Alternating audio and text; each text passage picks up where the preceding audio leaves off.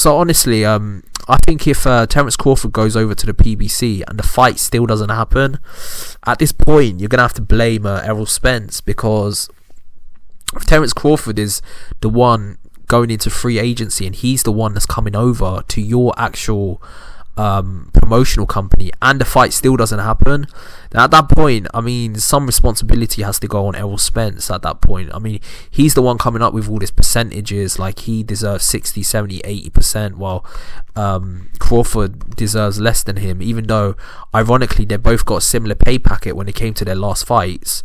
I mean, he's the one saying all this, while Terrence Crawford is the one that's saying, let's just be fair, make the fight happen. So at that point, I think you kind of have to blame Errol Spence. I mean, if the fight doesn't happen, if Terrence Crawford goes over to the PBC and the fight still doesn't happen, then at that point, the responsibility has to lay with Errol Spence at that point, because at this point, the opponent's literally come over to your promotional stable. You said he needs to cross the street. He's done that. And you're still not going to give him the fight. I mean, at that point, the blame goes to Errol Spence. I mean, Errol Spence is the one that that's not signing the contract. That's arguing about percentage splits and stuff. If there deserves to be a fight that deserves to be 50-50, it has to be this fight, because let's be real, neither one of them are stars. I mean, I don't know what's happened to these crops of fighters these days. Everyone tries to act like a diva and pretend like they're worth much more than they are. Don't get it twisted, Errol Spence has been on pay-per-view like about 2-3 times. Terrence Crawford has been on pay-per-view 2-3 times. Terrence Crawford got 6 million for his last fight. Errol Spence I think he got 4 million for his last fight, and the fight before that, Terrence Crawford got 4 million against Kell Brook.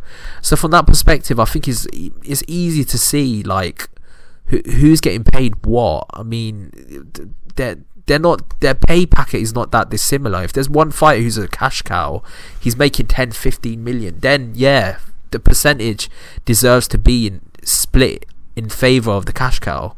But that's not the case with this fight. With this fight, both fighters are making a similar amount before they fight each other. So neither one of them are cash cows. Neither one of them is an A side. Both of them are on a similar level. There's no A side, B side in this equation. If Errol Spence fought Canelo, and Canelo made 15 million and Errol Spence made 5 million, that's a situation where you can kind of see like who the cash cow is. But in this situation, Errol Spence is not a bigger star than Terrence Crawford, and Terrence Crawford is not a bigger star than Errol Spence. They're both at a similar level. In fact, you can argue that Errol Spence, when he sold a lot of pay-per-views when he fought Mikey Garcia, because that fight was in Texas, and Mikey Garcia's got a huge following there. So from that perspective, who's the real star? Is it Errol Spence or is it Mikey Garcia? You can argue it's Mikey Garcia. Terrence Crawford does have a huge following in terms of Omaha. So from that perspective, you can argue that he's got more of a frenetic following than Errol Spence does, because his crowd, his fans literally follow him to each of his fights. When he fought Amir Khan, when he fought Kell Brook, when he fought obviously he fought Sean Porter, his Omaha crowd followed him to the fight. So he might have more of a cult following than Errol Spence has. Errol Spence probably is a little bit more popular because he's more outspoken.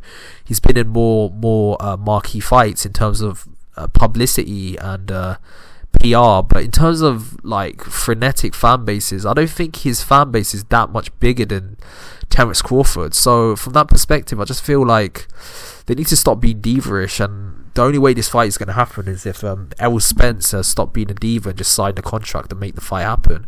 Because at this point, I'm just not liking what I'm hearing about somebody has to cross the street and all this garbage. Like, just make the fight happen. Just make it happen. I think it's the right time for the fight to happen, so let's just make it happen.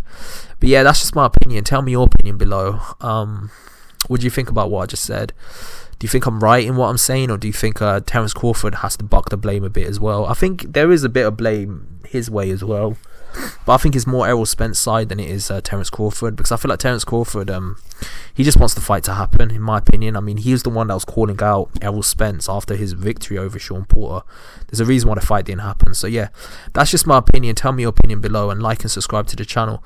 I've got a lot more content coming your way. Peace out.